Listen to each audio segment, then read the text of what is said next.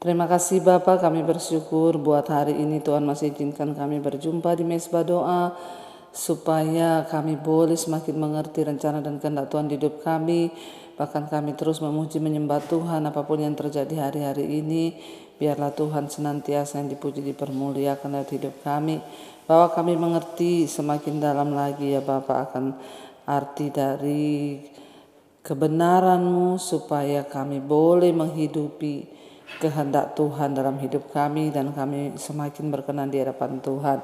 Urapi hamba-Mu yang tidak ada apa-apanya, urapi setiap kami Tuhan, di dalam nama Yesus kami buka hati bagi firman Tuhan, kami mengucap syukur, haleluya, amin, amin, amin. Iya, shalom Bapak Ibu, kita berjumpa kembali di Mezbah Doa malam hari ini. Saya percaya semua karena anugerah Tuhan, dan kita akan melanjutkan pembacaan firman Tuhan.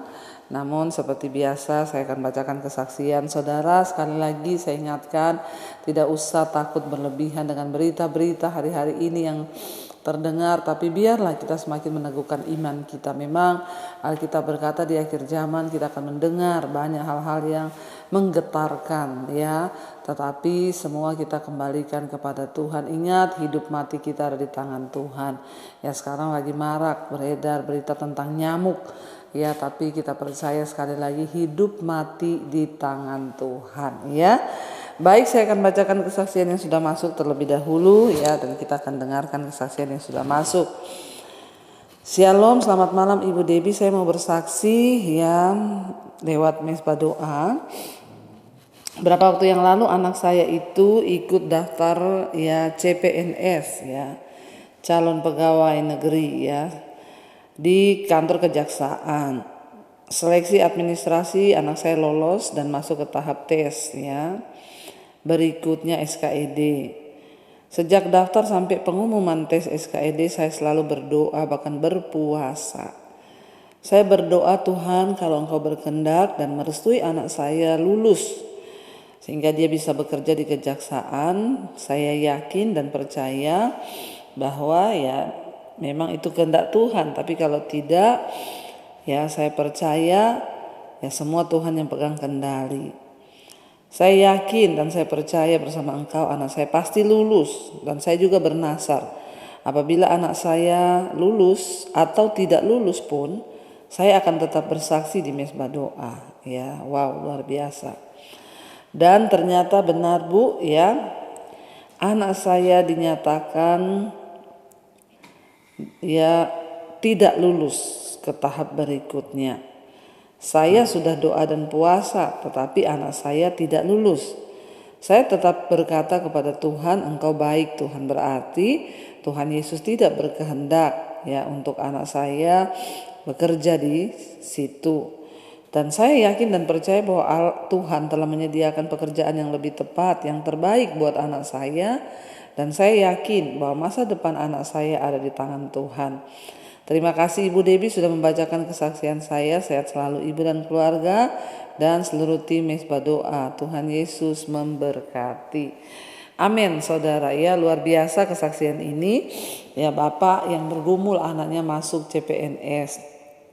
Dan luar biasa loh ya, beliau berkata, Tuhan anak saya lulus atau tidak, saya akan tetap bersaksi di Mezbah Doa. Lulus atau tidak lulus saudara ya. Jadi ini adalah satu contoh bahwa betapa kita ini harus tetap mengucap syukur ya. Sekalipun permohonan kita tidak dijawab, doa-doa kita belum dijawab, kita harus tetap bersyukur ya. Dan Bapak percaya bahwa sekarang anak saya tidak diterima, berarti Tuhan punya rencana yang lebih baik. Benar saudara, kita harus percaya bahwa dalam hidup ini Tuhan turut bekerja untuk kebaikan kita. Ya, yang sekalipun mungkin itu kelihatannya gagal, ya tapi ternyata Tuhan sudah menyediakan rencana yang lebih baik. Ya, saya ingat dulu sebuah kisah astronot. Dia sudah berjuang bergumul untuk bisa berangkat ke astronot. Tahap demi tahap dilalui, tes demi tes dilalui. Ya, sampai pada tes tahap akhir ya, dan diputuskan bahwa dia tidak bisa berangkat ya keluar angkasa, tidak diterima pada saat itu untuk ya melakukan misi. Dan saat itu dia kecewa setengah mati, saudara. Dia bilang, Tuhan, aku ini sudah berdoa, aku tuh sudah berharap, ya aku sudah berjuang dengan tenagaku, tetapi ya kenapa Tuhan tidak izinkan aku berangkat ya untuk menjadi astronot kali ini. Dan saudara, dia ikut menyaksikan bagaimana pesawat ulang-alik itu akan diluncurkan terbang keluar angkasa. Ya, dan pada saat dia melihat dengan mata kepalanya proses dari pemberangkatan pesawat ulang-alik itu, begitu dia tinggal landas, saudara, tidak berapa lama ternyata ya pesawat ulang-alik itu meledak di udara. Dan betapa kagetnya dia yang tadinya dia menyalahkan Tuhan, kenapa aku tidak berangkat, kenapa begini, kenapa begitu. Waktu dia tahu kejadian setelah itu, dia nangis tersungkur dan dia berkata, Tuhan, ya terima kasih Tuhan, Engkau meluputkan aku. Ya makanya saudara, sama Tuhan itu harus mengalir. Ketika keinginan kita tidak dijawab, ya belum tentu itu karena Tuhan jahat. Ya, saya bersyukur dengan kesaksian malam ini. Ya luar biasa, Bapak berkata anak saya lulus atau tidak lulus, saya akan bersaksi di mesbah doa, dan benar tidak lulus ya.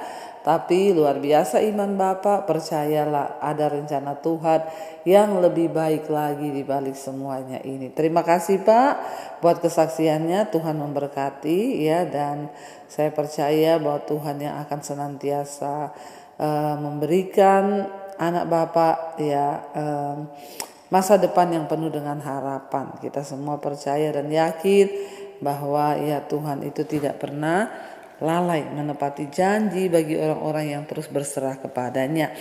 Baik saudara, kita akan melanjutkan ya pembacaan firman Tuhan malam hari ini.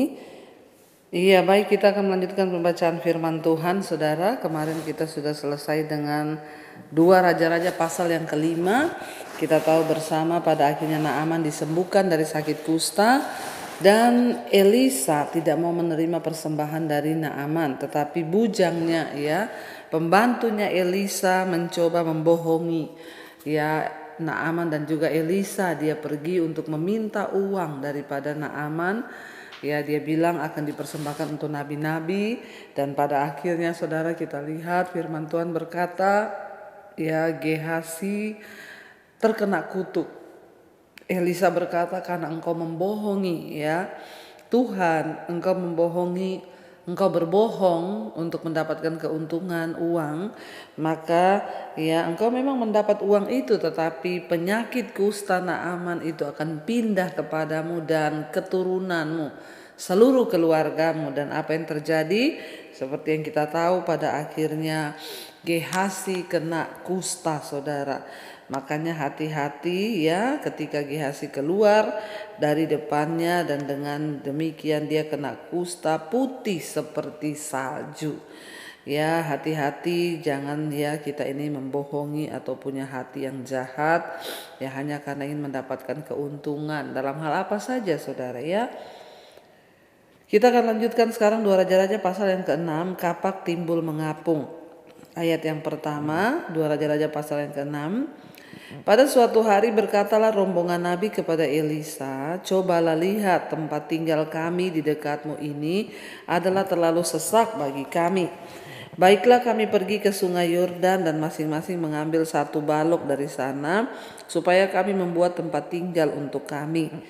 Jawab Elisa, pergilah. Ya, jadi saudara ya, seperti kita tahu rombongan Nabi itu adalah ya orang-orang ya yang dipilih menjadi nabi, dan mereka itu belajar ya daripada Elisa ya, karena mereka ingin ya lebih lagi mempelajari, mengetahui bagaimana kehidupan nabi yang sesungguhnya. Lalu mereka itu mengeluh kepada Elisa bahwa tempat tinggal mereka terlalu kecil, mereka punya semacam camp. Mereka memohon izin untuk mengambil kayu ya, untuk mereka boleh membangun tempat tinggal, memperluas tempat tinggal mereka. Lalu jawab Elisa, pergilah. Lalu berkatalah seorang, silahkan ikutlah dengan hamba-hambamu ini. Jawabnya, baik, aku akan ikut. Elisa ikut dengan mereka. Maka ikutlah ia dengan mereka. Setelah mereka sampai di sungai Yordan, mereka pun menebang pohon-pohon ya. Dan terjadilah ketika seorang sedang menumbangkan sebatang pohon, jatuhlah mata kapaknya ke dalam air. Lalu ia berteriak-teriak, ya, "Wahai tuanku, itu barang pinjaman." Tetapi berkatalah abdi Allah kepada abdi Allah berkata lagi Elisa kepadanya, "Kemana jatuhnya?" Lalu orang itu menunjukkan tempat jatuh itu kepada Elisa kepadanya. Kemudian Elisa memotong sepotong kayu lalu dilemparkannya ke sana, maka timbullah mata kapak itu dibuatnya. Lalu katanya, "Ambillah," dan orang itu mengelurkan tangannya mengambilnya. Saudara, kita lihat di sini jadi ketika rombongan nabi-nabi ini sedang memotong kayu, tiba-tiba mata kapaknya itu terlempar ke sungai dan tenggelam. Dan akhirnya saudara, Nabi itu berteriak kepada Elisa, "Itu barang pinjaman, kalau hilang aduh bagaimana dikembalikan, karena itu barang pinjaman." Dan akhirnya Elisa bertanya kepada dia, "Kemana jatuhnya mata kapak itu?" Dia bilang, "Ke sebelah sana." Dan Elisa melemparkan kayu ke sana, lalu mata kapak itu timbul. Saudara, peristiwa mata kapak timbul ini dicatat untuk menunjukkan bagaimana kepedulian dan pemeliharaan Allah terhadap orang-orang yang percaya kepadanya, kepada hamba-hambanya yang setia. Bahkan dalam peristiwa-peristiwa biasa pun dalam kehidupan sehari-hari, kalau kita pikir kenapa harus dicatat, itu hanya mata kapak yang terlempar dan tenggelam. Tapi kita lihat saudara, dia bilang itu barang pinjaman, kalau nggak dikembalikan orangnya bisa marah atau dan lain sebagainya. Bahkan kalau kehilangan mata kapak, mereka tidak bisa lagi menebang. Kita tahu pada zaman dulu itu mata kapak itu adalah sesuatu yang sangat berharga. Karena pada zaman itu belum ada mesin-mesin yang bisa menebang kayu atau membuat tetapi itu benar-benar berharga saudara. Dari sini kita bisa lihat bahwa Tuhan mau menunjukkan bahwa Tuhan tuh peduli kepada kita, apapun persoalan sekecil apapun. Apalagi ini rombongan nabi akan membangun tempat tinggal buat mereka karena sempit rumah mereka. Dan dikatakan di sana bahwa dalam kehidupan sehari-hari pun Tuhan itu turut bekerja, Allah selalu hadir. Ditempatkan di dalam Alkitab kisah ini di antara penyembuhan seorang jenderal di Aram dan juga pembebasan pasukan Israel. Mujizat ini juga menunjukkan hubungan pribadi Elisa dengan murid-murid dan kelompok nabi-nabi. Walaupun raja-raja sangat menghormatinya, tapi Elisa tidak pernah lupa memperhatikan orang-orang yang selalu setia. Dan juga dia tetap ada dalam komunitas dengan nabi-nabi yang sederhana, nabi-nabi yang bahkan tidak punya tempat tinggal. Karena itu saudara, jangan pernah membiarkan pentingnya satu kepedulian dan komunitas kita bagaimanapun bahwa kita ini harus tetap ada di atas di bawah. Kita lihat di sini Elisa itu sebelumnya dikatakan dia ketemu dengan panglima, dia jenderal Raja Aram yaitu Naaman. Tapi setelah itu dia kembali dengan kelompok kecil ini, nabi-nabi yang kecil. Saya tuh bersyukur juga saudara, kenapa kami juga selalu rutin mengadakan seminar hamba-hamba Tuhan dikumpulkan mereka yang dari desa-desa karena saya juga melihat saudara ada begitu banyak orang ketika dia sudah ada di atas, maka teman-temannya itu sudah jenderal-jenderal, sudah orang-orang penting dan dia melupakan orang-orang di bawah. Saya sampai hari ini justru saya tuh sama suami kami bersyukur setiap kali kami ada di pelayanan yang seperti ini dengan hamba-hamba Tuhan di desa-desa. Itulah satu kekuatan buat kami melihat bagaimana kehidupan mereka, bagaimana kepentingan mereka, dan ketika kami bisa berbagi bisa kemarin kami bersyukur membagikan beberapa pemberian buat mereka, motor, handphone. Mereka bersuka cita saudara, karena kasihan kasihan hamba-hamba Tuhan tuh dari desa, kadang handphonenya sudah rusak, sudah retak, nggak bisa lagi buat dia belajar khotbah ya. Mereka yang pelayanan ke pedalaman nggak punya motor. Kemarin saya bersyukur ya, saya ya tanya kepada panitia kemarin ya siapa yang dapat motor. Jadi memang ada door prize beberapa motor. Kami selalu berdoa supaya itu bisa jatuh ke tangan yang tepat, hamba Tuhan yang membutuhkan. Dan ternyata kemarin di motor itu dapat dari seorang hamba Tuhan yang dia lagi berdoa memang karena motor anaknya itu yang pakai sekolah itu rusak, saudara. Jadi kadang motornya dia ya dipakai untuk anaknya sekolah, sementara ya sudah tidak layak ya. Jadi dia harus ya menunggu untuk pelayanan motor gantian dengan anaknya. Puji Tuhan kemarin dia bersaksi ya, dia mendapatkan sepeda motor ya, dan beberapa saya melihat memang tepat sasaran. Saudara ya, Elisa melakukan mujizat kepada nabi-nabi ini yang mereka dikatakan di situ tempat tinggalnya sudah sempit, hanya dari kayu-kayu. Ya, jadi Elisa itu dia bisa ketemu dengan jenderal, dengan raja Israel ya, karena raja Israel juga selalu membutuhkan suara Tuhan. Ya, tetapi dia tidak melupakan komunitasnya, rombongan nabi-nabi ini yang adalah hamba-hamba Tuhan. Saya juga bersyukur saudara, nanti bulan Desember kita akan peresmian sekolah. Ya, bagaimana kita juga akan memperlengkapi ya calon-calon hamba Tuhan yang nanti mereka juga akan dipakai Tuhan dari berbagai daerah, dari desa-desa mereka sekolah ya di Bandungan. Nanti Desember kami akan peresmian, Januari sudah dimulai. Saya bersyukur untuk setiap dukungan doa saudara selama ini sehingga sekolah ini juga boleh terlaksana.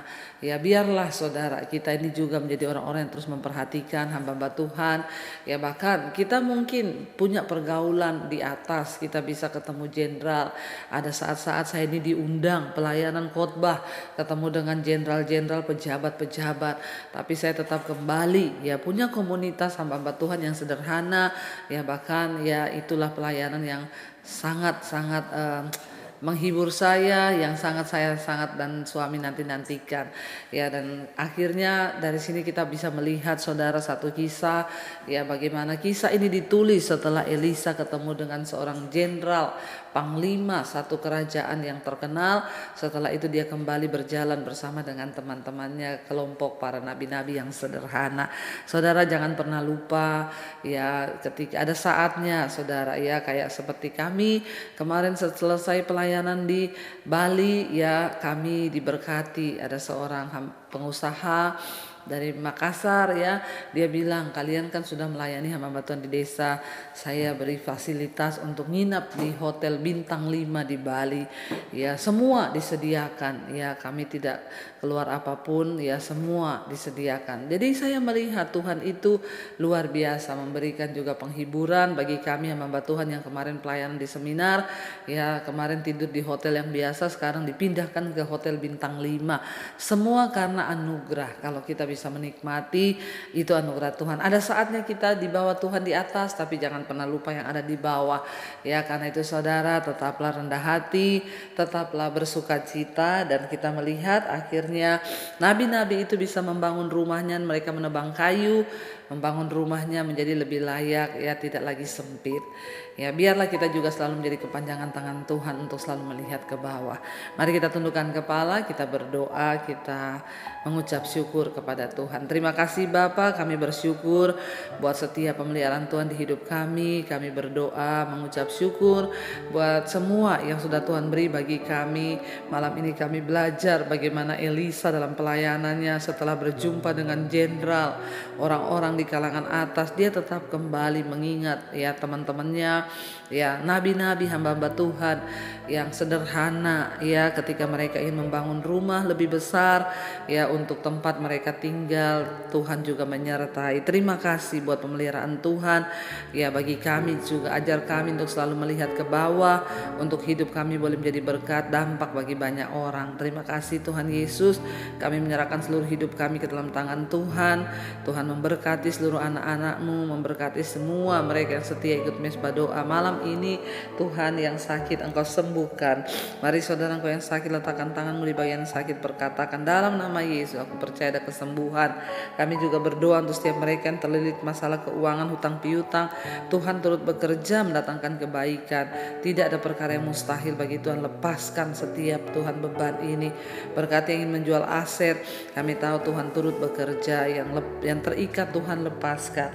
Semua Bapak anak-anak-Mu bawa kami dalam perkenanan Tuhan. Kami juga berdoa menyerahkan Tuhan untuk setiap hidup kami, pergumulan kami atas rumah tangga, suami yang belum dipulihkan, anak yang belum dipulihkan, orang tua yang belum dipulihkan, istri, siapapun kami menyerahkan dalam tangan Tuhan. Biarlah seluruh keluarga kami boleh mengenal Tuhan secara pribadi, hidup dalam takut akan Tuhan. Bahkan di tengah-tengah keadaan yang sulit di hari-hari terakhir ini, hamba berdoa untuk setiap anak-anak-Mu yang berserah berharap kepadamu. Beri kekuatan hati untuk menjalani setiap proses hingga kami keluar sebagai pemenang dalam kehidupan ini. Terima kasih Bapa, berkati juga seluruh anak-anak setia mesbah doa. Berkati Tuhan untuk mereka juga boleh melihat kesetiaan Tuhan, dan tidak pernah Tuhan kami lupa bahwa ada orang-orang di bawah kami yang juga membutuhkan uluran tangan kami. Bapa, berkati bangsa dan negara kami Indonesia. Tuhan campur tangan di tahun-tahun pemilu ini. Tuhan jagai bangsa ini, dijauhkan dari segala mara bahaya, kecelakaan, dari segala roh-roh kerusuhan, pemberontakan, pertikaian, bahkan dari segala wabah-wabah, ya nyamuk dan segala macamnya. Tuhan kami serahkan ke tangan Tuhan, biar pemerintah kami boleh memutuskan yang terbaik bagi bangsa ini. Kami tolak segala rancangan-rancangan jahat bagi bangsa kami di dalam nama Tuhan Yesus.